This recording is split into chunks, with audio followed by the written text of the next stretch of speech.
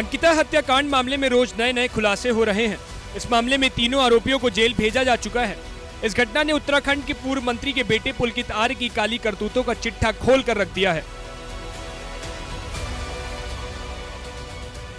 नमस्कार, मैं हूं प्रभा और आप देख रहे हैं न्यूज इंडिया। एक और बेटी दरिंदगी की भेंट चढ़ गई। जी हाँ, मैं बात कर रही हूँ अंकिता भंडारी की। वो अपनी सूझबूझ से बच सकती थी, लेकिन घर की परिस्थितियों के चलते और नादानी की वजह से वो दरिंदगी की भेंट चढ़ गई। तहसील यमकेश्वर के गंगा भोगपुर स्थित एक रिजॉर्ट जिसका नाम है बंतरा, वो वहां पर जॉब करने गई थी। पूरा 1 महीना भी नहीं हो पाया था। अंकिता ने सोचा था कि 1 महीना पूरे हो जाने पर मैं ये नौकरी छोड़ दूंगी और इनके चंगुल से बच निकलूंगी। अंकिता को कुछ दिनों बाद ही पता चल गया था कि यहाँ पर परिस्थितियां ठीक नहीं है, यहाँ के लोग ठीक नहीं है, यहाँ का ओनर ठीक नहीं है। फिर भी अंकिता ने अपना पूरा महीना करने की कोशिश की और सोचा कि मैं 1 महीने की सैलरी लेकर ही यहाँ से जाऊंगी। यहीं पर अंकिता ने गड़बड़ कर दी। अंकिता थोड़ी सी सूझबूझ से काम लेती तो वहां से बिना सैलरी लिए निकल जाती या पुलिस में रिपोर्ट लिखाती तो शायद आज उसकी जान बच जाती। अंकिता ने पारिवारिक परिस्थितियों को बदलने के लिए नौकरी की राह चुनी थी। उसके सपने साकार रूप ले पाते उससे पहले ही उसकी हत्या कर दी गई। अंकिता पढ़ाई में लगनशील, मेहनती और अनुशासित छात्रा थी। 88% अंकों से उत्तीर्ण कर देहरादून से 1 साल का अंकिता ने होटल मैनेजमेंट का कोर्स किया था। वो नौकरी मिलने के बाद बहुत खुश थी। ज्वाइनिंग के दिन वह अपने पिता के साथ गंगा भोगपुर के बंतरा रिजॉर्ट में गई थी। कौन जानता था कि यही रिसोर्ट उसके लिए जानलेवा हो जाएगा। ग्राम पंचायत श्रीकोट में पूरा गांव स्थित है। यहाँ के निवासी वीरेंद्र सिंह भंडारी, वो सोनी भंडारी की बेटी थी अंकिता। अंकिता के पिता पहले एक एनजीओ में कार्य करते थे, लेकिन कोविड काल के बाद गांव में ही रह रहे थे और खेती और पशुपालन करते थे। अंकिता की मां आंगनबाड़ी में सेवारत हैं। उन्होंने बताया कि पारिवारिक परिस्थितियों के बदलने के लिए अंकिता ने नौकरी चुनी थी। अंकिता 22 दिन ही नौकरी कर पाई। दरिंदों ने पहली सैलरी मिलने से पहले ही अंकिता को मार डाला।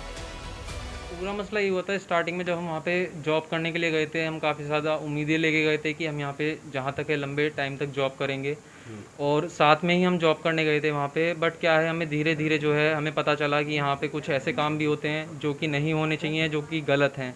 तो हमने वहाँ से 1 महीने बाद वहाँ से हमने जो है जॉब छोड़ दी थी। और 1 महीने बाद जॉब छोड़ने के बाद में जो है हमने जब वहाँ से जॉब छोड़ दी तो हमारे पास फिर काफ़ी ज़्यादा कॉल आई, पुलकित आर्य की भी, अंकित की भी और सौरभ भास्कर जी की भी हमारे पास काफ़ी ज़्यादा कॉल आई। और वो कॉल 1 हफ्ते तक आई। 1 हफ्ते तक हम जो है उनके वहाँ वापस नहीं गए थे जॉब करने के लिए। तो 1 हफ्ते तक कॉल आई। उन्होंने कहा कि ये जब जो सब चीज़ें हैं जो गलत हुआ है ये सब चीज़ें ठीक हो जाएंगी, कोई प्रॉब्लम नहीं है, ऐसा कुछ नहीं होगा। आज के बाद आप आइए यहाँ पे वर्क काम कीजिए और जो आपकी सैलरी है हम उसको भी बढ़ा देते हैं और आपको ऐसी कोई प्रॉब्लम यहाँ पे फेस नहीं करनी पड़ेगी अब। तो हम जो है 1 हफ्ते बाद वहाँ पे हम दोबारा वापसी गए और वापसी जाने के बाद कुछ दिन उनका व्यवहार वहाँ पर ठीक रहा। और कुछ दिन के बाद में जब हमारा मतलब 1.5 महीना कंप्लीट हो गया तो हमने उनको सैलरी के लिए बोला कि सर हमें सैलरी दे दीजिए। और वहाँ से हम जॉब छोड़ना भी चाहते थे, क्योंकि जो उन्होंने हमसे बोला था कि यहाँ पे ये जो सब चीज़ें होती हैं ये सब चीज़ें हम ख़त्म कर देंगे, बंद कर देंगे, ये सब चीज़ें अब नहीं। मतलब कि जैसे कि नशीले पदार्थ बिकना है ना, जो वहाँ पे गेस्ट आते हैं उन्हें दारू प्रोवाइड कराना, गांजा प्रोवाइड कराना, या फिर मतलब और भी चीज़ें, लड़की वगैरह भी अगर वो मांगते थे तो वो भी चीज़ें प्रोवाइड कराना। तो वो काम था पुलकित आर्य का। तो हम जो है इन सब चीज़ों से हटना चाहते थे। तो हमने जब उनको बोला 1.5 महीने बाद कि हमें सैलरी दे दीजिए, जो भी हमारी सैलरी बनती है अब तक की वो हमें सैलरी हमारी प्रोवाइड कराइए और हम जो है यहाँ से जॉब छोड़ के जाना चाहते हैं। तो उन्होंने उसके बाद में जब उन्हें पता चल गया कि यहाँ से जॉब छोड़ के जाना ही चाहते हैं, उन्होंने हमसे कई बार पूछा कि आपका पक्का डिसीजन है, पक्का डिसीजन है। हमने कहा हाँ जी, हम यहाँ से जॉब छोड़ के जाना चाहते हैं। तो उन्होंने फिर कुछ दिन बाद ही हमारी सैलरी नहीं दी हमें और उसमें हमारे ऊपर एक स्पीकर चोरी करने का जो है आरोप उन्होंने लगा दिया। यहाँ पे अच्छा नहीं है तुम्हारे लिए और क्या बोलते हैं कि तुम्हारे लिए अच्छा नहीं है। मैंने कहा मैम मेरे हस्बैंड से बात कर लीजिए, जैसे मेरे हस्बैंड बोलते हैं वैसे करूँगी। तो फिर वो मैम जो है मेरे हस्बैंड से बात करती है, फिर अपने हस्बैंड से बात करती है पुलकित आर्य से, जो भी बात होती है उन दोनों के बीच में तो मुझे नहीं पता। फिर उसके बाद फिर वो मेरे हस्बैंड से पूछती है तो मेरा हस्बैंड कहता है चलो ठीक है।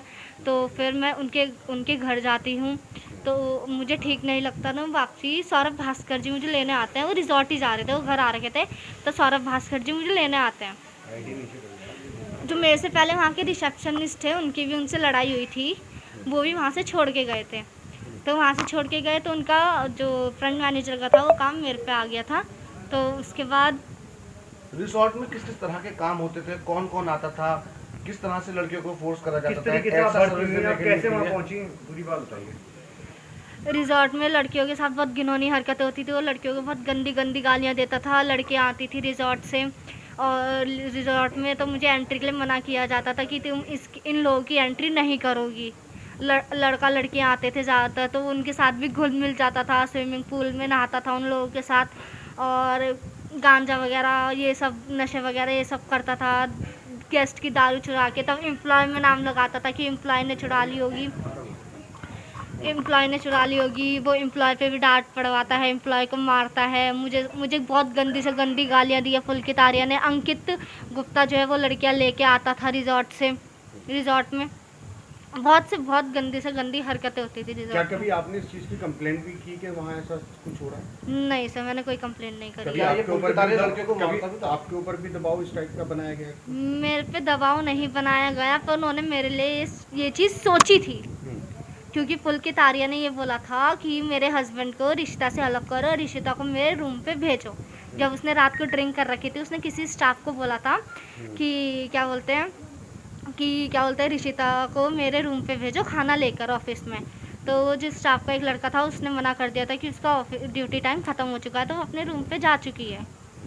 और अंकित मुझे लाइक करता था, अंकित गुप्ता जो है। वो आपसे क्या चाहता था? अंकित गुप्ता की गंदी नज़र थी मेरे पे। फिर क्या क्या कैसे छोड़ा वहाँ से आपने, क्या फिर क्या रहा? 1 महीने पहले हमने जॉब छोड़ दी थी वहाँ पे।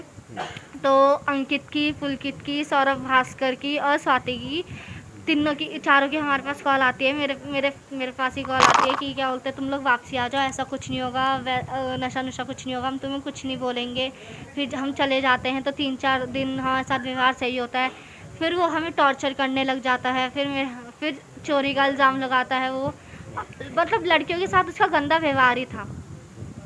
मतलब जो लड़कियों को लेकर के आता था उनसे क्या बात करके काम पे रखता था, क्या कहता था? ये इन्फॉर्मेशन मेरे पास नहीं है क्योंकि जो लड़कियां आती थी पहले बात तो मुझे एंट्री के लिए मना कर देता था। और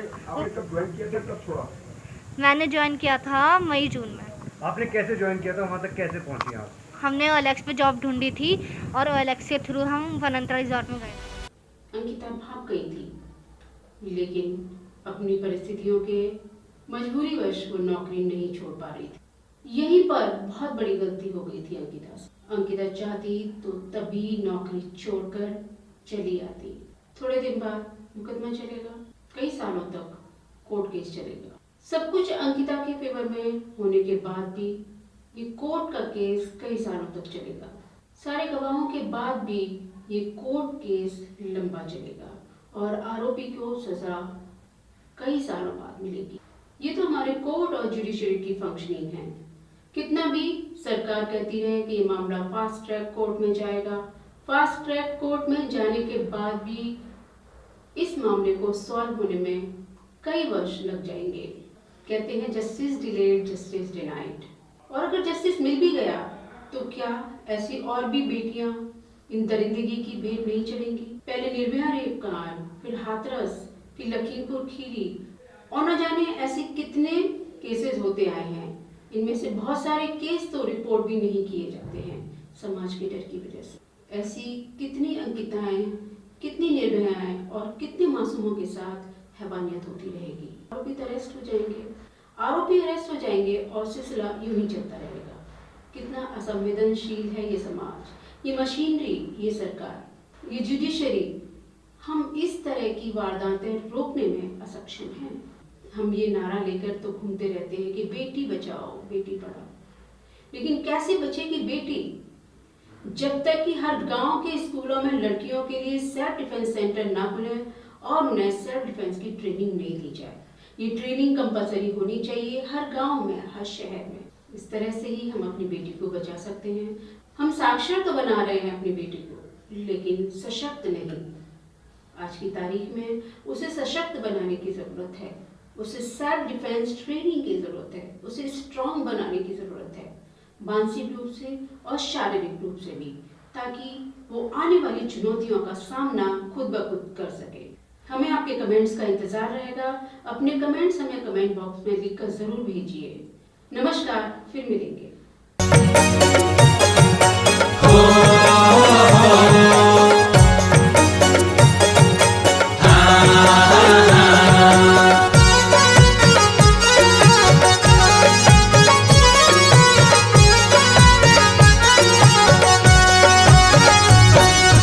जागा उत्तराखंडियो नारी को मान बचावा, अंकिता भंडारी थे न्यो निसाब दिलावा।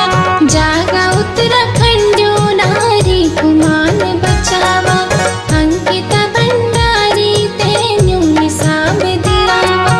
देवभूमि मां अत्याचार, देवभूमि मां अत्याचार होनो ये थे मिटावा। अंकिता भंडारी ते न्यो निसाब दिलावा। जागा उत्तराखंडियो नारी को मान बचावा, अंकिता भंडारी ते न्यो निसाब दिलावा। जागा उत्तराखंडियो नारी को मान बचावा।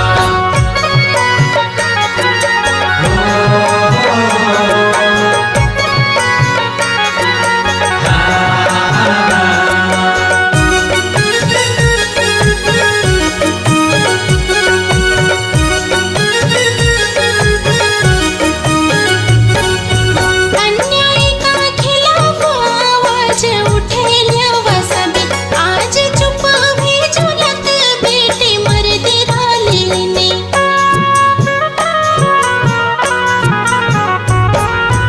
अन्याय का खिलाफ आवाज उठे ल्यवा सभी, आज चुप भी झुलत बेटी मर्दी रालिनी।